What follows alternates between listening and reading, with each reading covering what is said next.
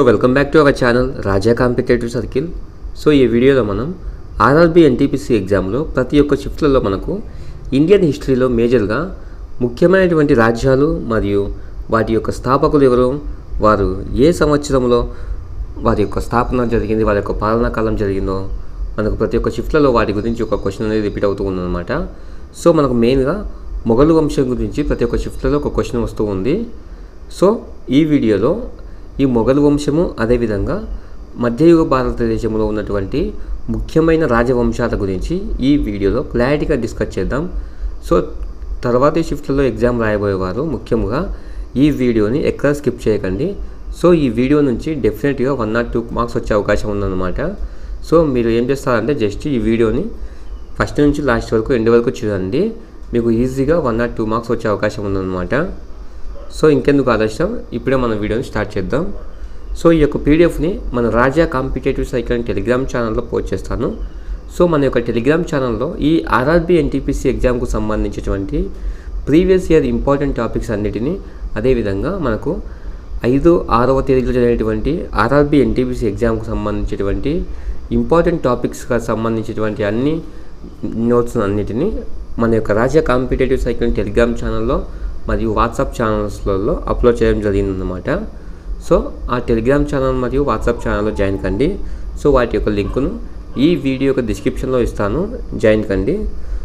So మనకు మెయిన్గా ఇక్కడ చూసుకుంటే రాజవంశాలు, ఆ రాజవంశాలని ముఖ్యంగా ఎవరు స్థాపించారు, ఆ రాజవంశం యొక్క రాజధాని ఏది, ఆ రాజవంశాన్ని ఏ సంవత్సరంలో స్థాపించారు, మరియు ఆ రాజవంశాలలో ప్రముఖమైన పాలకులు ఎవరో, ఇట్లా మనము ఒకటి స్టెప్ బై స్టెప్ ఈజీగా అర్థమయ్యే విధంగా ఇట్లా నోట్స్ను ప్రిపేర్ చేయడం జరిగిందన్నమాట. సో మనం మొదటగా చూసుకుంటే హర్యాంక రాజవంశము. సో హర్యాంక రాజవంశంలో ముఖ్యంగా హర్యాంక రాజవంశం యొక్క స్థాపకుడు బింబిసారుడు, రాజధాని రాజగృహ. హర్యాంక రాజవంశం యొక్క స్థాపనా సంవత్సరం క్రీస్తుపూర్వం 544వ సంవత్సరం. హర్యాంక రాజవంశం యొక్క ప్రముఖ పాలకులు బింబిసార మరియు అజాతశత్రు. నెక్స్ట్ వన్ శిశునాగ వంశము. శిశునాగ రాజవంశంకి ఈ రాజవంశాన్ని స్థాపించిన వారు శిశునాగుడు.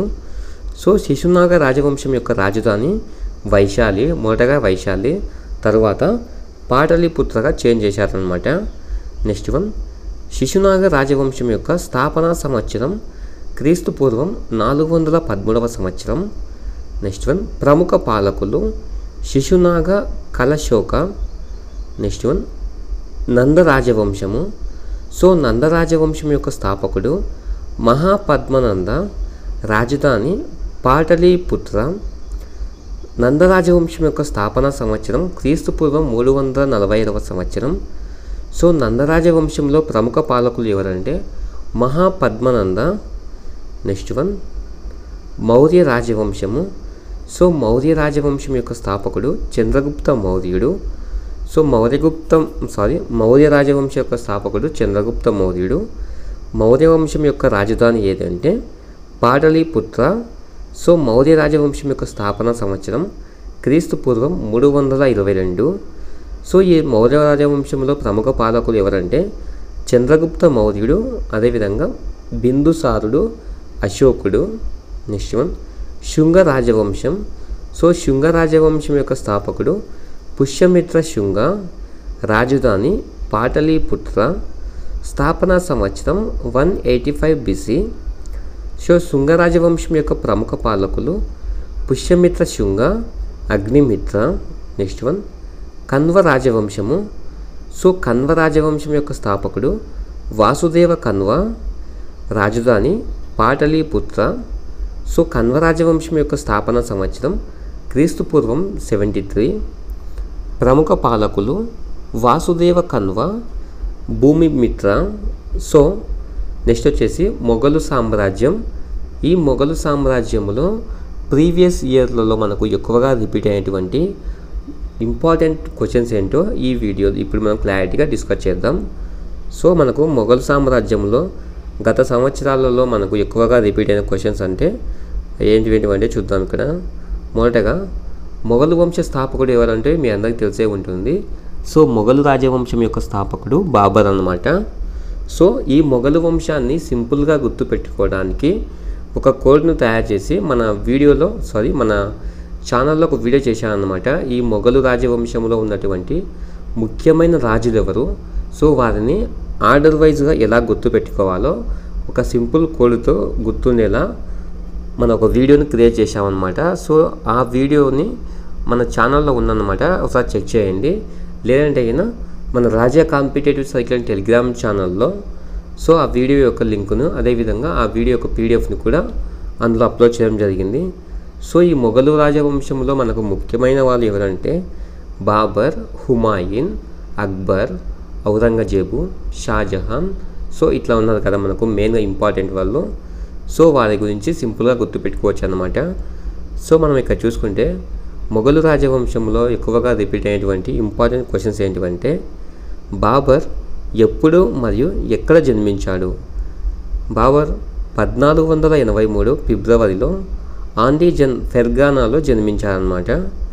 నెక్స్ట్ వన్, బాబర్ ఏ యుద్ధం తర్వాత భారతదేశంలో మొఘలు సామ్రాజ్యాన్ని స్థాపించాడంటే మొదటి పానిపట్టు యుద్ధము 1526 సంవత్సరంలో మనకు మొదటి పానిపట్టు యుద్ధం జరిగింది కదా. సో ఆ సమయంలో బాబర్ భారతదేశంలో మొఘలు సామ్రాజ్యాన్ని స్థాపించారనమాట. సో మనకు ఈ పానిపట్టు యుద్ధాలు జరిగాయి కదా, 3 యుద్ధాలు జరిగాయి కదా. సో ఆ 3 యుద్ధాల యొక్క డేట్స్ కూడా గుర్తుపెట్టుకోండి. సో దాంతోపాటుగా ఆ 3 యుద్ధాలు ఎవరెవరి మధ్య జరిగాయి, సో అందులో గెలుపొందిన వారు ఎవరు, ఓడిన వారు ఎవరో, ఇది కూడా మనకు చాలా ఇంపార్టెంట్ అనమాట. నెక్స్ట్ వన్, బాబర్ యొక్క ఆత్మకథ పేరు ఏమిటి అంటే బాబర్ నామా, లేదంటే బాబర్ యొక్క స్వీయ చరిత్ర అని కూడా అంటారనమాట. చాలామంది ఎగ్జామ్స్లలో అతనే క్వశ్చన్స్ వస్తూ ఉంటాయి.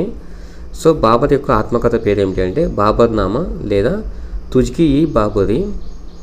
నెక్స్ట్ వన్, బాబర్ ఎప్పుడు మరియు ఎక్కడ మరణించాడు అంటే డిసెంబర్ 1530 సంవత్సరంలో ఆగ్రాలో మరణించాడు.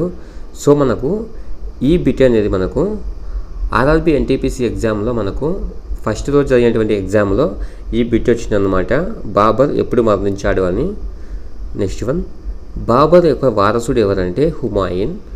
సో బాబర్ యొక్క వారసుడు ఎవరంటే హుమాయూన్.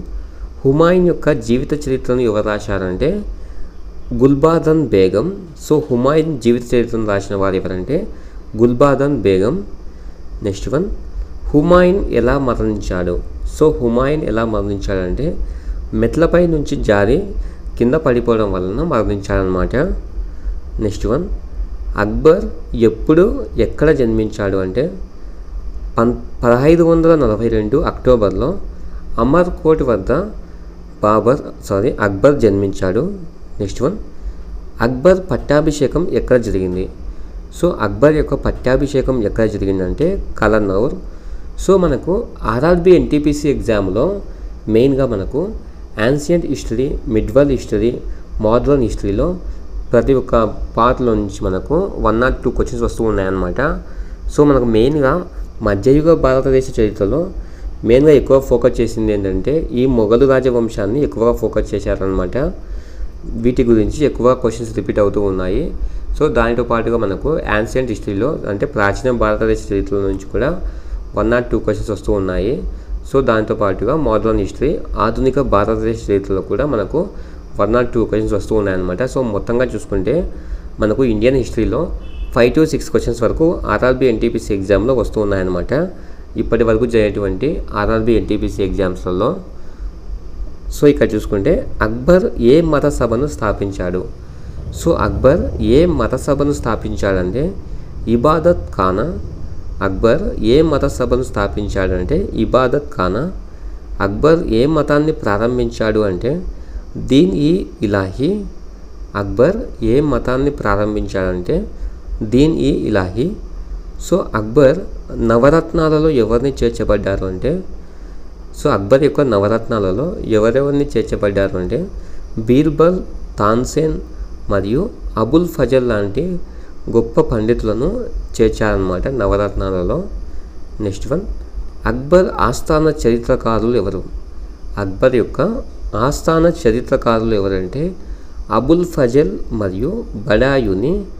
సో ఈ మొఘలు రాజవంశంలో ఉన్నటువంటి ప్రముఖ పాలకులైనటువంటి రాజుల గురించి వారి యొక్క సమాధులు ఏమిటి, మరియు వాటి యొక్క కట్టడాలు ఎక్కడెక్కడ వారు నిర్మించారు.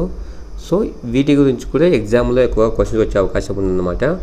సో వాటి గురించి కూడా చెక్ చేసుకోండి. సో వాటి గురించి కూడా మన రాజా కాంపిటేటివ్ సైకిల్ టెలిగ్రామ్ ఛానల్లో ఒక నోట్ను ప్రిపేర్ చేసి అందులో పోస్ట్ చేయడం జరిగిందన్నమాట. సో ఫర్ ఎగ్జాంపుల్ ఏంటంటే ఫతేపూర్ సిక్రీ అనేది ఎవరి యొక్క నిర్మాణము, అది ఎక్కడ నిర్మించారు, సో ఇట్లా బులందర్ దర్వాజా ఎవరు నిర్మించారు, ఎక్కడ నిర్మించారు. సో ఇట్లా మనకు ఎగ్జామ్స్లలో ఎక్కువ క్వశ్చన్స్ వస్తూ ఉంటాయన్నమాట.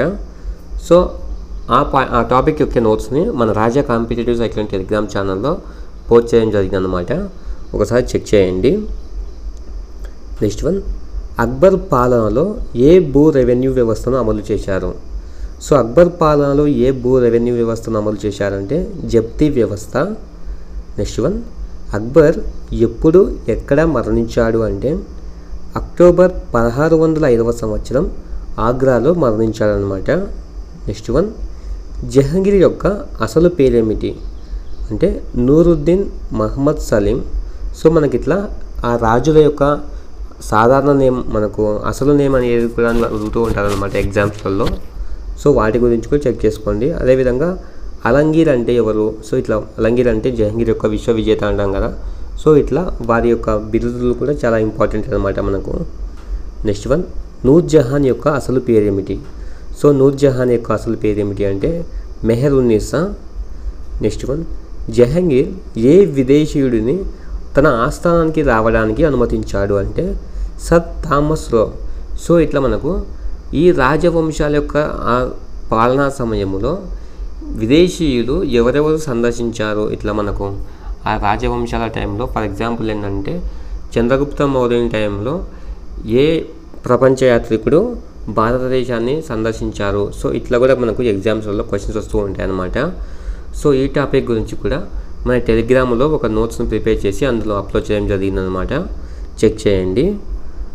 సో మనకు జహంగీర్ ఏ విదేశీయుడిని తన ఆస్థానానికి రావడానికి అనుమతించాడంటే Sir Thomas Roe. Next one, Jahangir ఏ చిత్రకారుడిని పోషించాడు అంటే ఉస్తాద్ మన్సూర్. నెక్స్ట్ వన్, జహంగీర్ ఎప్పుడు ఎక్కడ మరణించాడు అంటే అక్టోబర్ 1627 సంవత్సరం రాజౌరిలో జహంగీర్ మరణించాడు. ఓకే ఫ్రెండ్స్, త్వరలో రాయబోయేటువంటి ఆర్ఆర్బీ ఎన్టీపీసీ ఎగ్జామ్ రాయబోయే మీ అందరికీ ఆల్ ది బెస్ట్. ఇంకా మన ఛానల్ని ఎవరైనా సబ్స్క్రైబ్ చేయకుంటే ఇప్పుడే మన ఛానల్ని సబ్స్క్రైబ్ చేసి ఒక చిన్న లైక్ చేయండి. సో ఆర్ఆర్బీ ఎన్టీపీసీ ఎగ్జామ్ రాయబోయే వారందరికీ ఇంపార్టెంట్ ఇన్స్ట్రక్షన్స్ని, అదేవిధంగా ఇంపార్టెంట్ పాయింట్స్ని మన రాజా కాంపిటేటివ్ సైకిల్ టెలిగ్రామ్ ఛానల్లో ఎప్పటికప్పుడు పోస్ట్ చేయడం జరుగుతుందన్నమాట. ఒకసారి చెక్ చేయండి త్వరలో ఎగ్జామ్ రాయబోయేవారు. ఓకే ఫ్రెండ్స్, అందరికీ ఆల్ ది బెస్ట్.